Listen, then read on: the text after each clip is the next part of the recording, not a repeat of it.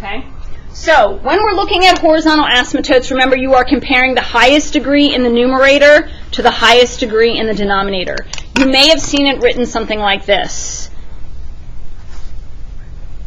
Okay, especially if you had Mrs. Kim. Okay?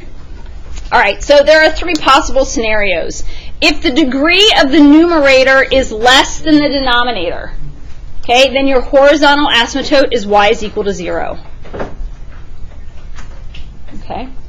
If the degree of the numerator and denominator is the same, then your horizontal asymptote is the ratio of the leading coefficients of your numerator and your denominator. Okay, so what's important about this is if you are given a polynomial, kind of like we were of the second one in the polynomial example on the first page, if your polynomial in the numerator is out of order, you need to put it in standard form. It's just better for comparison and you can see what's going on. So could you be given the polynomial that's all mixed up? Sure you can. So you just need to make sure you're looking carefully at that. And then the last is if your numerator's degree is greater than your denominator. Okay, you do not have a horizontal asymptote. So that means the answer to your limit would be positive or negative infinity. So think about it like this.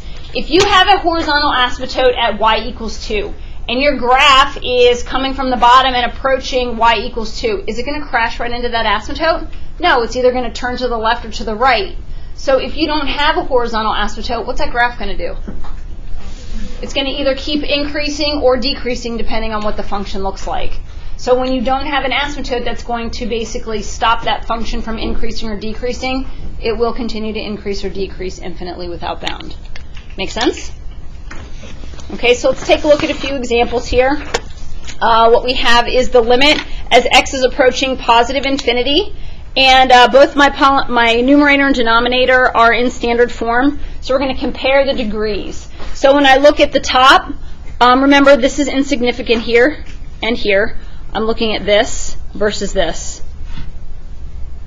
Okay? So the degree of the denominator is greater than the numerator. So do I have a horizontal asymptote here? The bottom is bigger. Yes, y is equal to 0. So that means that as x is approaching positive infinity, it's going to approach 0 and just kind of ride along 0. So that means my answer is equal to 0. Okay? Second, right here, B. It says the limit as x is approaching negative infinity. First of all, both my numerator and denominator are in standard form. So tell me about the degrees. They are the same. So I'm looking at this, and I'm looking at this. So this is insignificant, and so is this. So when the degrees are the same, it's the ratio of the leading coefficients. So what's the limit? Exactly, 3/2.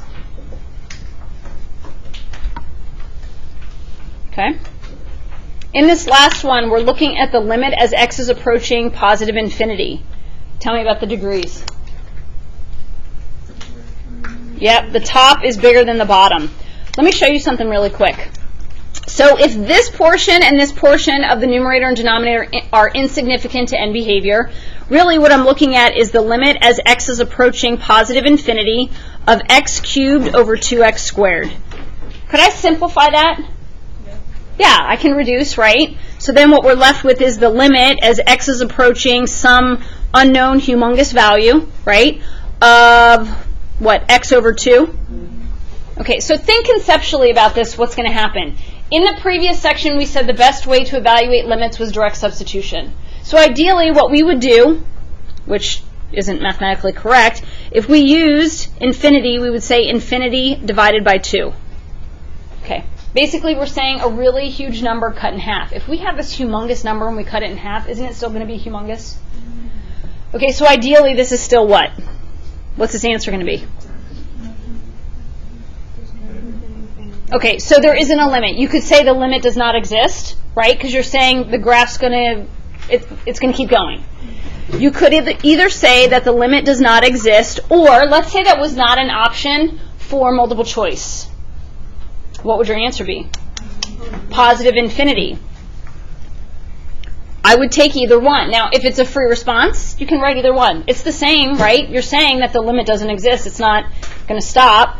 So what if the limit was as x is approaching negative infinity? What's your answer going to change to? It would be negative infinity. Does the limit still not exist? Sure. But does everyone see how that works? Okay, so conceptually, I know we can't plug in infinity because it's not a number, but it kind of gives you an idea of what's happening. All right, so let's take a look at limits of radicals, and I want to go over something that some of you may have seen and some of you may have not seen.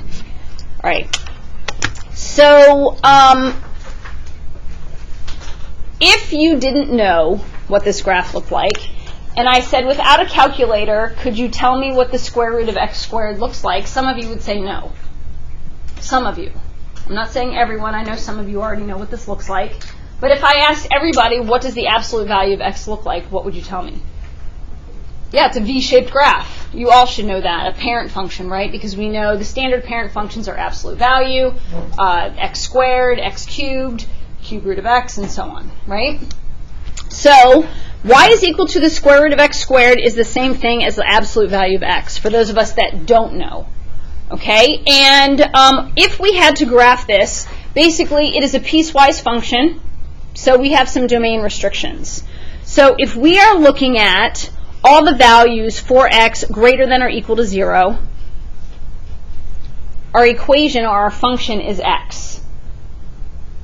So for any value less than 0, we're looking at negative x as our equation to sketch a graph.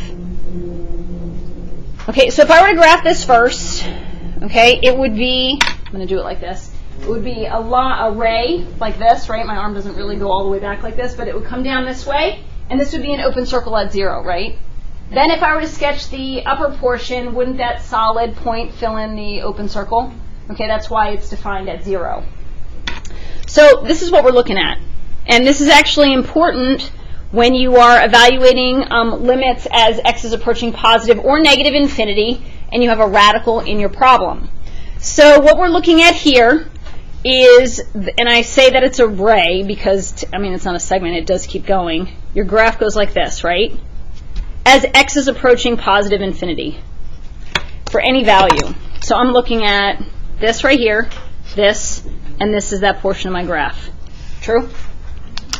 Okay. So then when I sketch any value less than 0, I'm looking at the equation of this. When I say line, it kind of ends at 0, but what we're talking about is y is equal to negative x.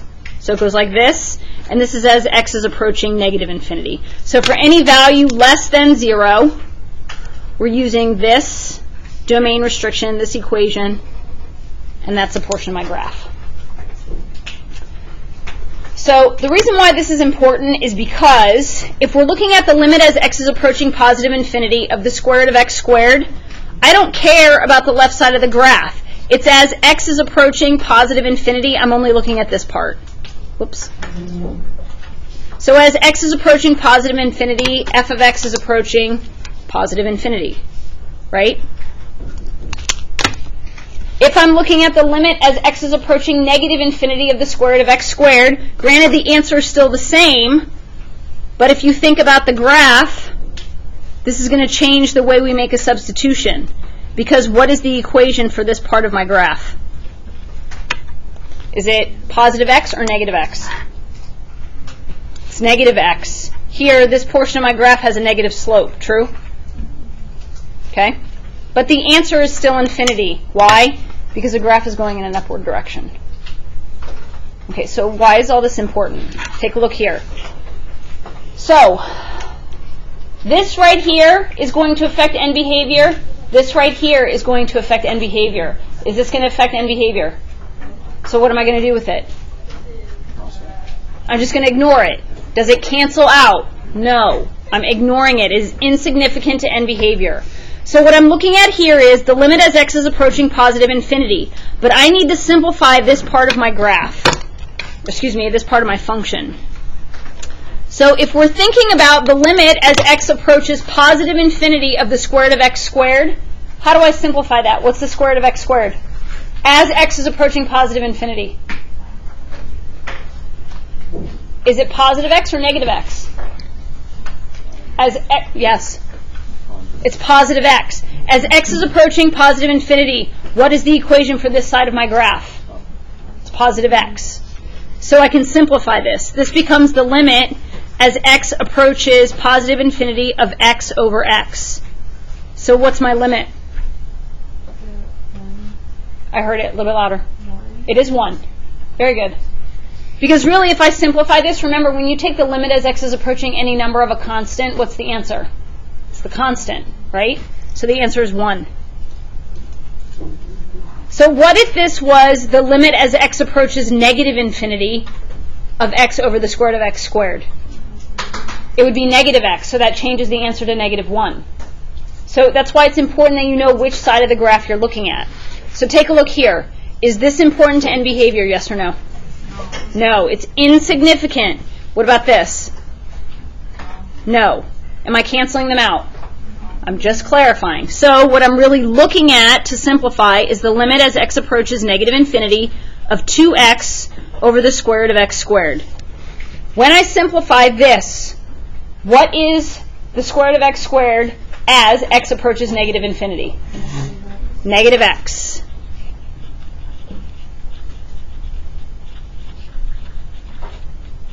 So then what is the limit as x approaches negative infinity of my function?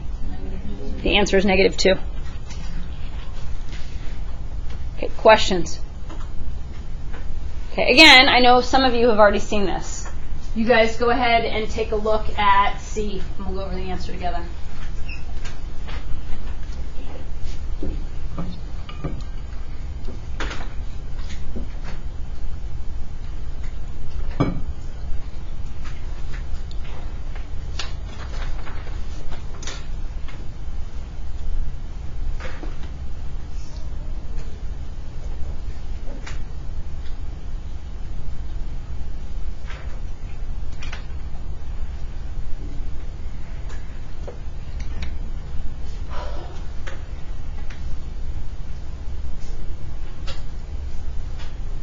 All right, did we get an answer? Do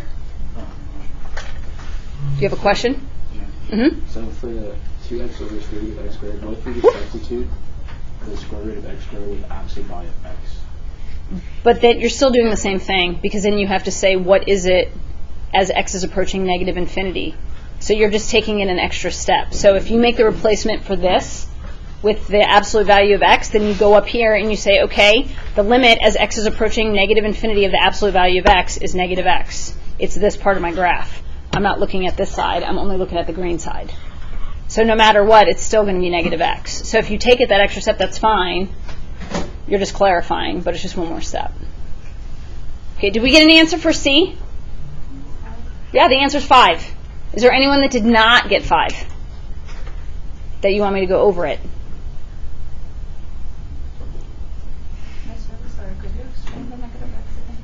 The negative x? Okay. This right here? Or this?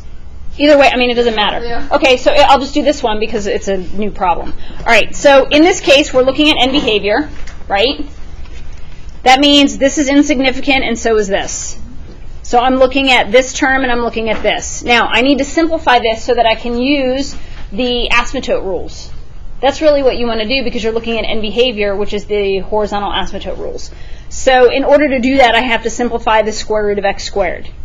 Okay, by definition, the square root of x squared is the absolute value of x, which was just pointed out again. But here, this is telling me which side I'm looking at because the absolute value of x graph is made up of 2 pieces. It's made up of, from any value less than x, the equation is y is equal to negative x. See, this is a line, y equals negative x. Okay? If I'm looking at any value greater than or equal to 0, meaning as x is approaching positive infinity, I'm looking at y is equal to positive x. So you're basically making a substitution of this piecewise function down here based on the limit. Do you see what I'm saying? That was the hardest concept for me to grasp when I first started teaching this, because I was just thinking, oh, it's just x. Because we think the square root of x squared is just x, but it's not. Because remember, it's plus or minus. Whenever you take the square root of something, plus or minus. Does that help? Yes. Okay. All right, so another problem that we would encounter would be something like this, where you're asked to take the limit of a square root function, and it just kind of looks like we would be able to plug in any value or simplify it. But I just want to show you if we were to use direct substitution here. Again, I know infinity is not a number, but conceptually you would get the idea. If we take the square root of 9 times infinity squared plus infinity minus on the outside 3 times infinity, let's think about this. I'm going to take this humongous number, 1 billion, and I'm going to square it. I don't know what that value is. It's something I can't even think about. And I'm going to multiply by 9, so then I can't think about it times 9. It's huge. So big I can't even think about it. Then I'm going to add that same number. Already, mind blown. And when I take the square root of it, is it really going to make a difference? It's still infinitely huge. And then I'm subtracting 3 times that number. Is this number just unbelievably huge? Ideally, this would still be infinity, right? And remember, conceptually, we're saying it's just a really big number. So this is infinity minus, 3 times infinity is still infinity. Can you subtract infinity? No. You can't do this. This isn't a number. It's not like saying 25 minus 25. Okay? You have no idea. These could be 2 different numbers that are infinitely large, and you just don't know what they are. So when you have something like this, which is another ideally indeterminate form, what we have to do is multiply by the conjugate of that original function. And when you multiply by the conjugate, what you have to remember is you cannot change the value of this function, you're just changing what it looks like. So what we have here is our function sitting over 1. So we're going to multiply by the conjugate, which looks like this.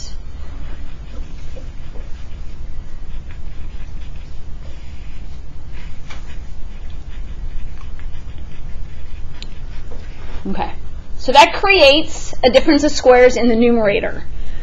So what we have is the limit as x is approaching positive infinity of 9x squared plus x minus 9x squared, and then this is over our conjugate.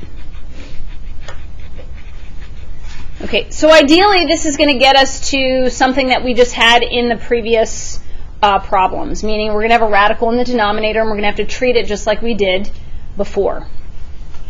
So we have positive 9x squared, negative 9x squared, those go away. So we're left with the limit as x is approaching positive infinity of x over the square root of 9x squared plus x plus 3x. Okay, so remember, when we're evaluating limits as x is approaching positive or negative infinity, we're looking at the end behavior of the function that we're given. So what we need to do is compare numerator versus denominator in terms of degree. The problem is I've got to get rid of this radical. Is this important right here for end behavior? No. Now, this is not under the radical, but it is still significant. So I'm dealing with the radical portion first so that I can simplify. So I'm ignoring this. It's the limit as x is approaching positive infinity. So what is the square root of 9x squared? Is it positive 3x or negative 3x? It is. Okay, so what I have is the limit as x is approaching positive infinity of x over, you told me this is positive 3x, and I still have this 3x here. I can't get rid of it. It's not under the radical. So it is significant to end behavior because it's going to contribute to coefficients or degrees or whatever. Well, now what can I do in the denominator? Can I add those two together? Simplify? Sure. They're like terms, right? So you have the limit as x is approaching positive infinity of x over 6x. Compare your degrees. They are the same. So what's your limit? It is 1/6. Okay, so remember, if you try direct substitution and you get infinity minus infinity or negative infinity plus infinity, you cannot add and subtract infinity. It just doesn't work. Okay, does anyone have any questions on this problem? This is definitely one you're going to need to go back and look at. No? Okay.